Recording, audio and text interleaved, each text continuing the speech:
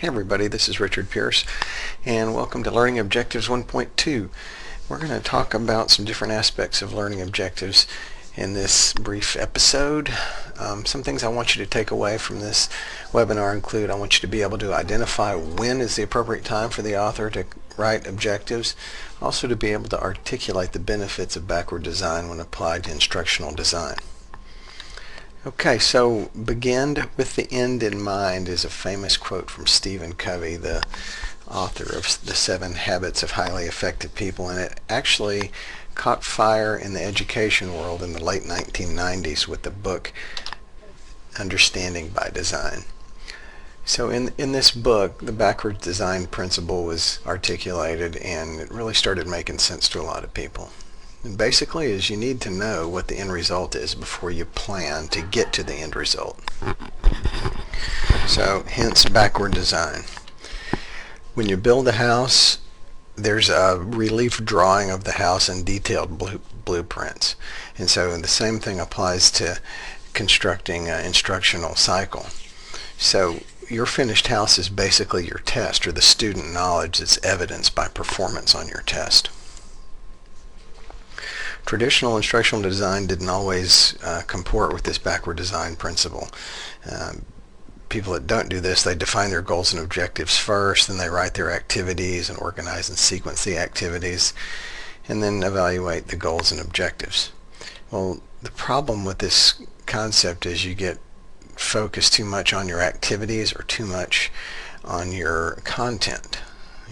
Coverage focus. There's not enough time to cover all the content, so you're cramming in tons of content instead of choosing with fidelity what's the most important content to focus on in your instruction.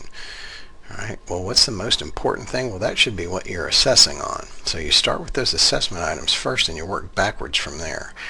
So you know what your test questions are, then you know how to best organize your instructional content to address student needs to be able to answer those questions. So it should be assessment focused, not activity or coverage or content focused. Alright, so here's an example of a summary assessment report. Every little square is a question on a test. And as you can see over on the left hand side, number 49 and 44, these are examples of content coverage problems. When I asked the instructor about this, I'm like, what happened with 49 and 44? I mean, you can see hardly anybody got them right. 19 or 20% got them correct. So very poor performing questions psychometrically. And they were poor in discrimination too. Both high achievers and low achievers on the test performed equally poor on them. So this is just what a horrible performing question looks like. The response from the faculty member was, well, that was some stuff that was in the last class before we had the test. So they were just, piling on content, having to pull a test question out from each class. Well, it wasn't apparently viewed as important by the students, or they didn't get it, or for whatever reason, content was not well received or well understood on the test. So, my point is, work backwards. Write your test questions first, and then write your objectives.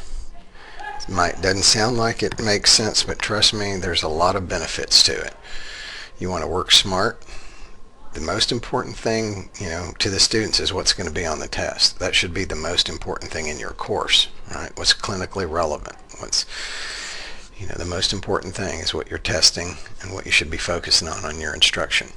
So once you get your assessment items created, you just want to restate those as objectives in alerter will be able to terms.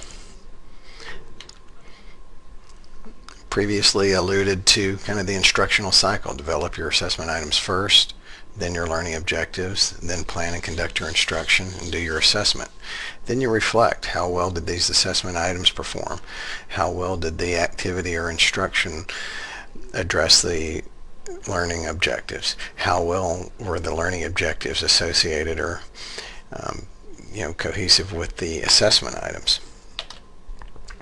You want to reduce the clutter. You want to eliminate unnecessary objectives and any objectives that are not untested.